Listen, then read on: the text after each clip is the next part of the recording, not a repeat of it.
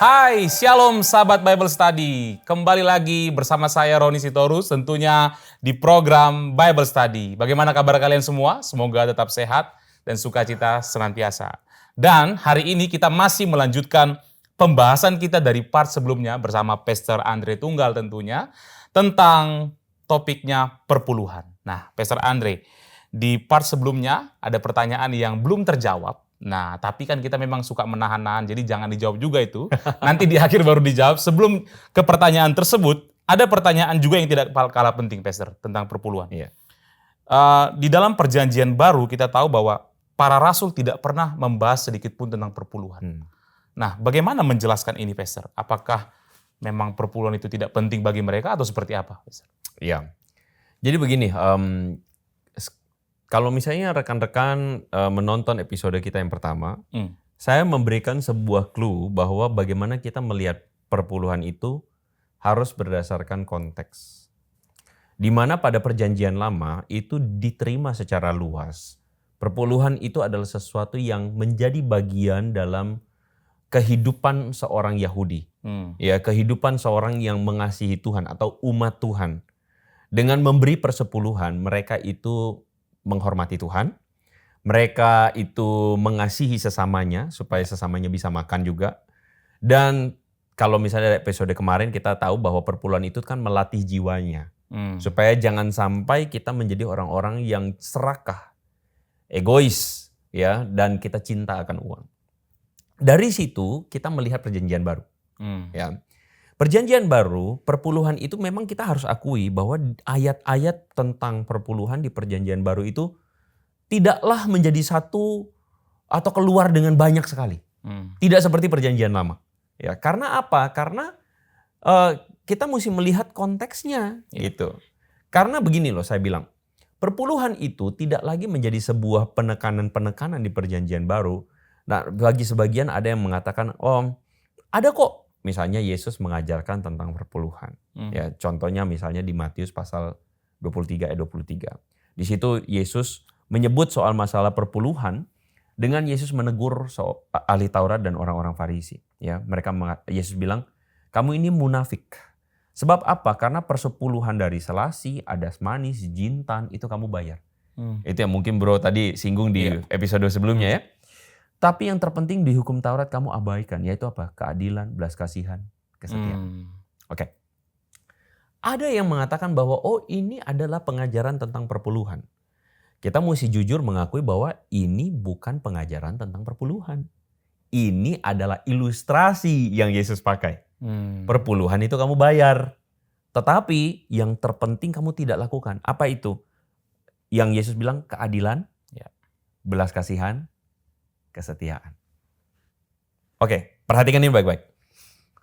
Banyak orang mengira bahwa kekristenan itu adalah do and don'ts. Lakukan ini, lakukan ini, lakukan ini. Percis kayak misalnya hukum agama tertentu. Atau agama pada umumnya ada hukum-hukumnya. Tapi kalau kita perhatikan Yesus di dalam perjanjian baru itu mensimpelkan, saya pikir orang Kristen pada umumnya setuju. Hukum apa sih yang Yesus katakan di perjanjian baru? Hukum kasih. Hukum kasih. Ya.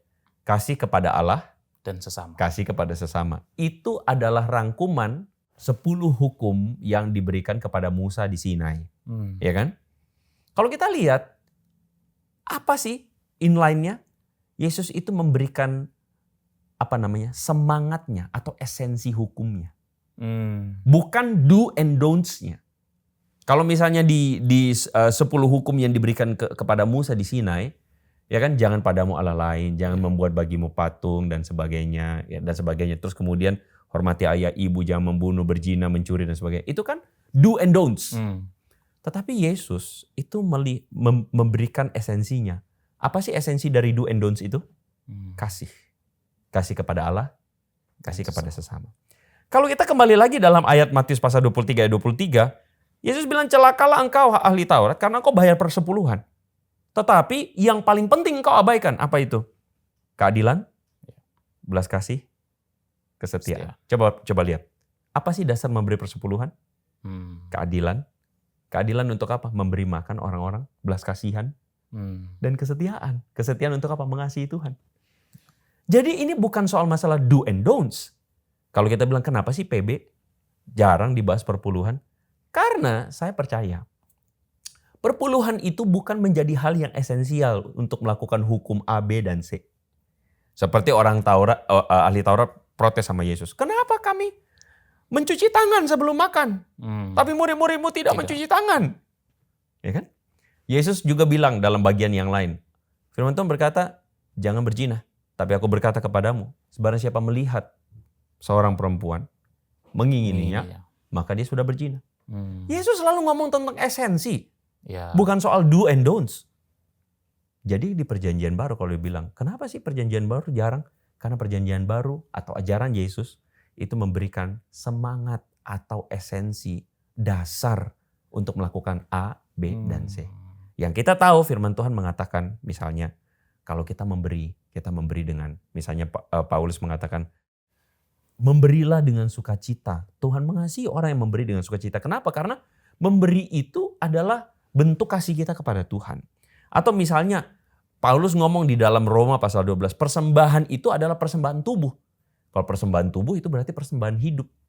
Kalau orang yang mempersembahkan dirinya mengasihi Tuhan, apakah orang itu akan hitung-hitungan soal masalah bagaimana memberi kepada Tuhan? Sehingga perpuluhan itu tidak lagi quote and quote istilahnya relevan sebagai satu hukum yang harus atau enggak. Karena bagi saya tadi saya bilang di episode 1, perpuluhan dan persembahan bagi saya itu adalah 11-12. Karena intinya adalah kita memberi untuk Tuhan. Wow. Menarik juga tadi Pastor Andre sempat menyebutkan bahwa Tuhan itu melihat hukum Taurat itu dari segi esensinya gitu. Dan kita tahu Pastor bahwa beberapa tuduhan-tuduhan terhadap Yesus itu sepertinya begini. Yesus sepertinya mengubah banyak hukum Taurat. Gitu kan? Nah itu kan bagaimana nih kita sebelum jauh membahas perpuluhan lagi. Gimana sih apakah memang Yesus itu merubah firman itu kalau begitu tidak konsisten? Nah seperti apa menjawab ini Pastor? Yesus kan bilang jangan kamu menyangka bahwa aku datang untuk meniadakan hukum. Aku datang untuk menggenapinya. Yesus bilang sesungguhnya Yesus itu datang untuk memberikan. Jadi gini, contoh. Kalau misalnya kita jalan-jalan, misalnya satu kali saya jalan-jalan ke Singapura. Saya sebut merek negaranya. Dengan beberapa orang-orang Indonesia, saya perhatikan orang-orang di sana itu ketika datang di Singapura, orang tidak buang sampah sembarangan. Contoh paling simpel. Tidak ada kita ketemu orang tuh littering atau buang sampah sembarangan, makan es krim, buang itu bungkusnya. Tapi waktu dia balik ke Indonesia, dia buang. Taat nggak? Taatnya itu ketika pada saat di Singapurnya. Karena ada peraturan. Dendanya besar luar biasa. Tapi ketika balik ke sini, buang lagi sampah sembarangan.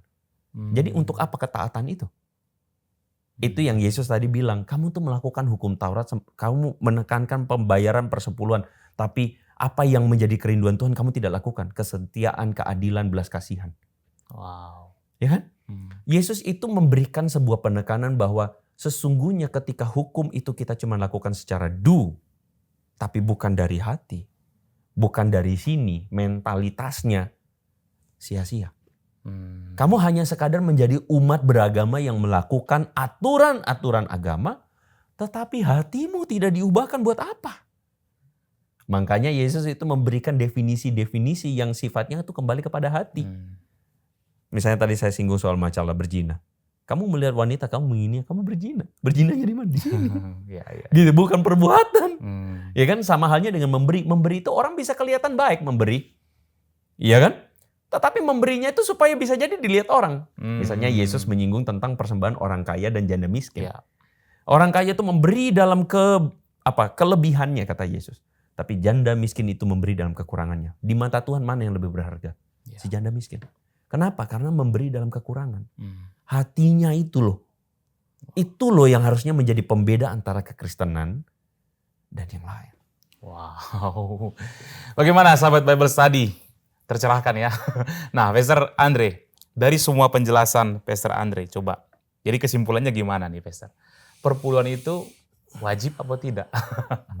Silakan dijawab. Nah, Kalau kita jatuh lagi ke dalam perdebatan wajib enggak wajib, sebenarnya kita tuh akan jatuh lagi kepada permasalahan yang selalu dipermasalahkan oleh para ahli Taurat dan orang Farisi kepada Yesus. Guru, kenapa kami berpuasa, murid-muridmu tidak berpuasa? Guru, kenapa kami kalau makan cuci tangan, sedangkan murid-muridmu tidak cuci tangan? Guru, kenapa pada hari Sabat murid-muridmu memetik gandum? Guru, kenapa begini? Kita mempersoalkan aturan hukum sekali lagi.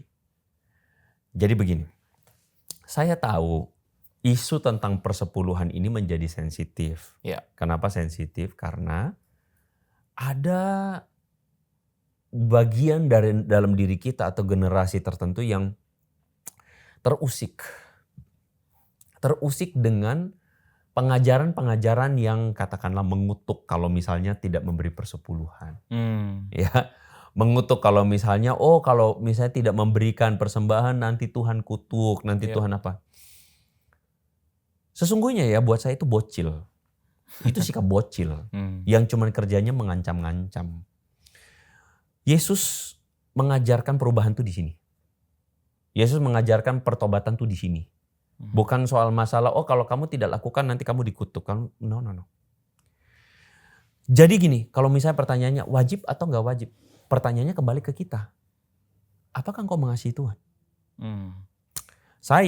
Apakah saya akan memberikan persepuluhan? Saya akan memberikan persepuluhan bagi saya bahkan memberi persembahan lebih dari persepuluhan. Dan kalau misalnya itu akan kembali kepada konteks. Jadi saya melihat bahwa ada gereja-gereja tertentu, misalnya jika kita berjemaat di gereja yang mungkin finansialnya nggak terlalu kuat, misalnya atau di daerah atau dan sebagainya, layak buat kita memberi persembahan perpuluhan itu. Tapi tentu saja tidak ada dalam koridor perpuluhan itu sekali lagi hitung-hitungan. Tapi kita memberi. Kenapa? Karena itu tadi kita tuh memberi karena kita mengasihi Tuhan. Kita memberi karena kita itu melatih jiwa kita. Kita memberi karena kita tahu bahwa semua yang Tuhan percayakan ke kita ini berkatnya datang dari Tuhan dan kita hidup untuk Tuhan. Wow. Gitu aja. Menarik tadi Pastor Andre juga sempat singgung mengenai memberi persepuluhan dengan ancaman-ancaman gitu supaya dikutuk. Dan itu juga mungkin perlu dijelaskan Pastor karena beberapa orang Kristen bahkan juga ada juga hamba-hamba Tuhan yang justru menggunakan itu sebagai ancaman, bahkan membawa ayat Alkitab ya. Salah satunya misalnya dalam Malaki 3 ayat 10-11, saya bacakan dulu supaya Pastor Andre juga bisa jelaskan kepada kita. Di situ dikatakan, bawalah seluruh persembahan persepuluhan itu ke dalam rumah perbendaharaan, supaya ada persediaan makanan di rumahku, dan ujilah aku, firman Tuhan semesta alam, apakah aku tidak membukakan bagimu tingkap-tingkap langit, dan mencurahkan berkat-berkat kepadamu sampai berkelimpahan? Aku akan menghardik bagimu belalang pelahap, supaya jangan dihabisinya hasil tanahmu, dan supaya jangan pohon anggur di padang tidak berbuah bagimu. Firman Tuhan semesta alam. Nah, ayat ini kan sering dimengerti sebagai sesuatu yang memaksa orang Kristen untuk memberi perpuluhan. Bahkan tidak sedikit yang tadi saya katakan, ajaran ini dibuat untuk memaksa supaya penghasilan kita tidak dihabiskan oleh belalang pelahap tadi, Pastor. Nah, bagaimana menjelaskan ayat ini, Pastor? Iya, jadi ya itulah maksudnya.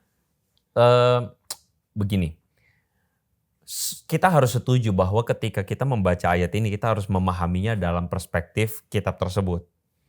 Jadi ketika Maleaki pasal yang ketiga mengatakan untuk bawalah persembahan perpuluhan itu, kita jangan lupa bahwa kitab Maleaki itu di pasal yang pertama juga mengatakan supaya orang Israel membawa kurban bakaran, jangan yang timpang, jangan yang cacat, jangan yang somplak begitu, jangan yang buta. Ya udah, kalau ingin melakukan hukum persembahan perpuluhan sebagai sebuah kewajiban banget, persembahan korban juga wajib. Harus dilakukan juga ya? Iya. Jadi gereja tersebut harus menyediakan altar untuk mempersembahkan kambing dan domba. Dan lembu. Jadi the point is gini, maksudnya kita jangan sampai kemudian mengancam jemaat untuk kalau tidak memberikan persembahan nanti dikutuk, nanti dimakan belalang pelahap. Enggak. Konteks dari kitab Maleaki itu adalah Israel pasca pembuangan. Di mana waktu itu orang Israel sudah menganggap enteng Tuhan. Tidak lagi menganggap atau menghormati Tuhan. Caranya apa? Ada 2 hal yang dilakukan waktu zaman itu. Pertama, persembahannya asal-asalan. Jadi korban bakarannya itu adalah yang cacat. Hewan lembunya itu misalnya yang cacat, yang timpang, yang buta. Itu tuh korban-korban itu tuh hewan ternak sisa. Ya. Padahal dalam perjanjian lama dikatakan firstborn atau yang lahir pertama. Maksudnya apa? Yang penting dan berharga itu kasih buat Tuhan gitu loh. Nah, itu menunjukkan kasih kepada Tuhan, menghormati Tuhan. Tapi orang Israel waktu itu mempersembahkan yang bahkan mereka tidak mau piara di rumah, mereka kasih sebagai persembahan. Dan itu Tuhan marah. Gitu. Nah, kasus keduanya perpuluhan gitu. Jadi itu pun mereka abaikan. Karena apa? Karena mereka cuma memikirkan dirinya sendiri dan mereka tidak mau itu tadi. Tuhan bilang supaya di rumahku ada makanan. Supaya ada orang-orang yang miskin atau orang-orang yang kesulitan, kesusahan bisa makan. Tapi mereka mengabaikan itu. Jadi mereka tidak menghormati Tuhan. Nah jadi ayat ini tidak layak kita pakai untuk mengancam. Untuk menakut-nakuti supaya tidak dapat berkat. No, that's not the point. Intinya adalah buat kita jemaat orang Kristen. Untuk apa kita memberi persembahan? Itu dulu tanyakan sama diri. Apakah engkau mengasihi Tuhan? Apakah engkau ingin melatih jiwamu untuk mengasihi Dia? Apakah engkau melatih jiwamu supaya tidak cinta dunia lebih daripada cinta Tuhan? Berikanlah persembahan. Wow. The point is bukan perpuluhan atau enggak. Berikanlah persembahan dengan sukarela, dengan hati penuh syukur, dengan kasih kepada Tuhan. Super sekali Pastor Andre Tunggal. Sahabat Bible Study boleh tepuk tangan juga. Terima kasih banyak Pastor Andre. Thanks a lot. Pembahasan yang sangat mendalam dan saya percaya sahabat Bible Study juga sangat terberkati. Terima kasih banyak. Nah, sahabat Bible Study bagaimana? Apakah masih penasaran dengan perpuluhan atau topik-topik yang lain? Nah, karena itu jangan lewatkan karena Bible Study masih akan berlanjut dengan topik-topik yang lain yang tidak kalah seru. Jadi tetap saksikan program Bible Study dan jangan sampai kamu kelewatan. Akhirnya saya Roni Sitorus dan Pastor Andre Tunggal pamit undur diri. Sampai jumpa lagi. Tuhan Yesus memberkati. Bye-bye.